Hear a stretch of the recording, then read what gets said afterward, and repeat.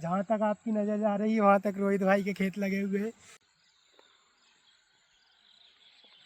और नमस्कार किसान साथियों, स्वागत है आपका आपके अपने चैनल डिजिटल किसान में। आज हम आए हैं हमारे रोहित भाई के यहाँ पे घूमने। ये हमारे साथ स्कूल में पढ़े हैं, कॉलेज में हम साथ में ही कॉलेजिंग की है हमने। तो आज हम इनके गांव पे घूमने आए और आज रोहित भाई के खेत में घूमने आए। आप देख सकते हो जहाँ तक आपकी नज़र जा रही है वहाँ तक रोहित भाई के खेत लगे हुए हैं। तो रोहित भाई आपके बारे में थोड़ा आप बताओगे हमारे व्यूअर्स को। मेरा नाम रोहित मीना है। मैं ग्राम खड़िया, तहसील बाबई, जिला नामदापुरम, मध्य प्रदेश का रहने वाला हूँ। तो समथिंग ये अपनी कितनी एकड़ ज़मीन होगी? भाई मेरी जॉइंट फैमिली है। जॉइंट फैमिली में मेरे पास 350 एकड़ ज़मीन है। 350 एकड़ ज़मीन।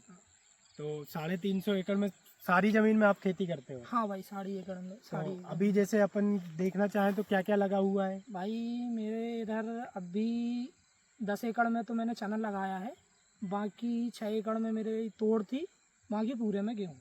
गेहूँ? तो गेहूँ की कौन कौन सी वैरायटी लगी हुई है? गेहूँ में भाई मेरे पास है 303 है, 1650 है, 513 है। 513, मतलब 3-4 वैरायटी लगी हुई हाँ है। भाई, तो आपको सबसे अच्छी कौन सी वैरायटी लगी?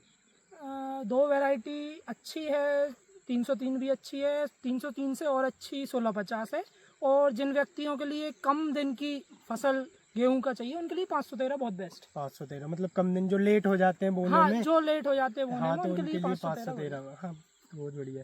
1650 सबसे बढ़िया लगी हाँ आपको भाई, इसके हिसाब से? बढ़िया। तो चलो, सिंचाई के लिए मतलब जैसे कितने, बहुत ज़्यादा ट्यूबवेल होंगे? भाई मेरे पास 27 बोर हैं, प्लस कई जगह डबल शिफ्ट है, 8-8 घंटे की शिफ्ट चलती है, उसमें 2 लाइट की सुविधा हाँ, है। बाकी फिर कैनाल से भी पानी कैनाल से भी पानी होता है। तो आप देख सकते हो, तो बिल्कुल कैनाल भी बनी हुई है साइड में। और सारी ज़मीन यहाँ से वहाँ तक, जहाँ तक आपकी नज़र जा रही है वहाँ तक रोहित भाई की ज़मीन है। नहीं, जहाँ तक पूरा नजर जा रही है वहाँ बिल्कुल तक तो नहीं है। एकदम टंच काम है। तो रोहित भाई, इसके बाद आपका क्या प्लान है इसमें कुछ करने का? जैसे आप एग्रीकल्चर से करे हुए हो, ग्रेजुएट हो, तो जैसे आप ये परंपरागत खेती या आप कुछ अलग चीज़ में शिफ्ट करना चाहते हो? नहीं, अभी तो क्या है कि कुछ समय हुआ है, मुझे 5-1 साल हुआ है। अभी तो परंपरागत जो खेती चलती है वही चल रही है। क्या है, लंबे एरिया में एडवांस खेती उतनी संभव नहीं हो पाती है। नहीं, कई लंबे और की नहीं, काम जैसे भी। आपने कभी सोचा हो कि 1-2 एकड़ में मैं कुछ नया ट्राई करूं? हाँ, ऐसे ट्राई करने को कर सकते हैं, लेकिन अभी किया नहीं है। किया नहीं है। तो जैसा कि आप देख सकते हो कि रोहित भाई हमारे ग्राम खड़िया में रहते हैं और इनके यहाँ पे बढ़िया, एकदम बढ़िया साइड में आप देख सकते हो क्वार्टर भी बना हुआ है। जैसे लेबर वेबर भी आए कभी तो उनके रहने के लिए तो फुल सुविधा है। ये रोहित भाई ने अपने खेत में ही सड़क बना के रखी है पर्सनल आने जाने के लिए, ताकि इतनी लंबी फील्ड में कहीं से भाई आना जाना के लिए रास्ते की बहुत ज़्यादा आवश्यकता होती है। तो रोहित भाई, जैसे अपना गेहूं लगा हुआ है तो इसको बोने में कितना समय लगा होगा आपको? अनुराग भाई, इसमें 1 महीना पूरा रेगुलर बोनी चलती है। 1 महीना पूरा दिन दिन में चलती है, रात में बंद हो जाती अच्छा, है। रात में बंद हाँ। कर देते हो? तो जैसे ट्रैक्टर के थ्रू करते हो तो कितने लगभग अपने पास ट्रैक्टर होंगे? इसमें क्या है कि ट्रैक्टर तो और भी काम में लगे रहते हैं। हाँ। लेकिन 3 ट्रैक्टर रेगुलर 1 महीने तक, क्योंकि कभी धान का खेत है, धान के खेत में नमी रहती है तो उतनी स्पीड से नहीं बोआता। कहीं पलेवा आज आ गया, फिर 2 दिन बाद आई, फिर 3 दिन बाद आई, जैसा जैसा बतर जैसे मिलती जैसे होगी। बता आती वैसे वैसे चलता रहता है। तो जैसे अपना ये हो चुका है तो इसमें जैसे अपन अब कटाई करेंगे 1 महीने के समथिंग ये पक जाएगा। हाँ, तो समथिंग कितना क्या एवरेज आ जाता है अपना? इसमें आ जाएगा 20, 22, 21, जैसा सीजन, जैसी फसल बन जाए। तो टोटल जैसे अपन देखना चाहेंगे आपके जैसे 350 एकड़ जमीन है तो उसमें कितना गेहूं का प्रोडक्शन हो जाता होगा? भाई उसमें ऐसा है कि 20 कुंटल को आप डिवाइड इंटू कर लो। तो जैसे अपन, आप बोल रहे हो 350 में 20 का इंटू करें तो समथिंग वो हो गया अपना 35 दूनी 60, 70, मतलब ये मान लो 7,000 कुंटल के आसपास आपका प्रोडक्शन होता है। हाँ, लगभग 7,000। तो जैसे अपन आज की रेट से देखें, गेहूं का रेट समथिंग 2,600 रुपये है।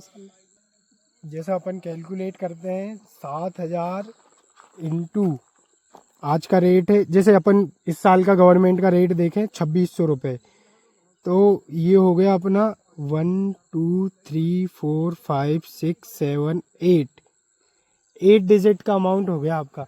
तो समथिंग ये अपना हो गया 1,82,82,00,000 कुछ, मतलब समथिंग 2 करोड़ के आसपास आपका बिल बनता होगा गेहूं का। हाँ तो इसमें जैसे लेबर की कॉस्टिंग भी आ जाती होगी, डीजल वीजल, तो हाँ, कॉस्टिंग भी काफ़ी है, बीज है, खाद है, ट्रैक्टर का खर्चा है, ट्रैक्टर का मेंटेनेंस है, लेबर जो पानी देती है उनका कॉस्टिंग है।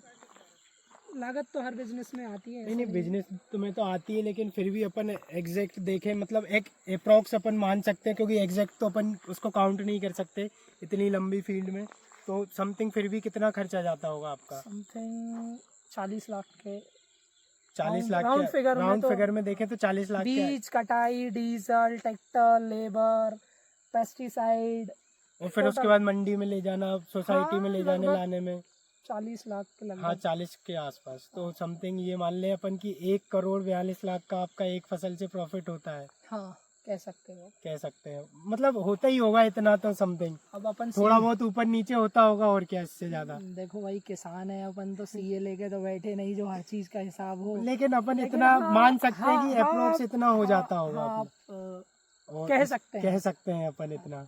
अब जैसे रोहित भाई अपन ने देख लिया, अभी तो एक फसल बाकी का तो अपन छोड़ देते, नहीं तो हमारी पब्लिक हैरान हो जाएगी सुनकर।